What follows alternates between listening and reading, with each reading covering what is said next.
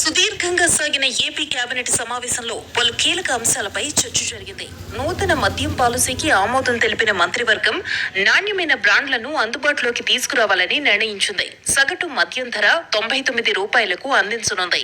వాలంటీర్ల వ్యవస్థ పునరుద్ధరణపై కేబినెట్ లో చర్చించారు. గతేడాది ఆగస్టులోనే వాలంటీర్ల కాల పరిమితి ముగిసిందని అధికారులు తెలిపారు.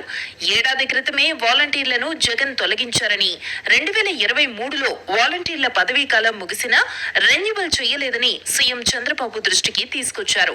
వాలంటీర్ వ్యవస్థ పునరుద్ధరణపై మరింత సమాచారం తీసుకోవాలని సీఎం చంద్రబాబు సూచించారు. వాలంటీర్లను సచివాలయాలను వివిధ శాఖల్లో కలిపేలా చర్యలు తీసుకోవాలని తెలిపారు. ఆదాయం ముఖ్యం కాకుండా, ఆదాయం లక్ష్యం కాకుండా క్వాలిటీ, క్వాంటిటీ, ప్రైస్ వీటి ఆధారంగా కొత్త పాలసీ తీసుకురావాలని చెప్పేసి ఒక సబ్ కమిటీని వేయటం.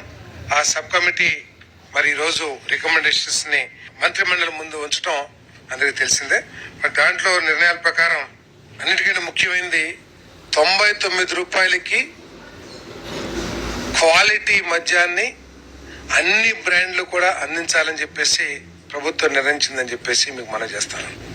చట్టసభల్లో బీసీలకు 33% రిజర్వేషన్లు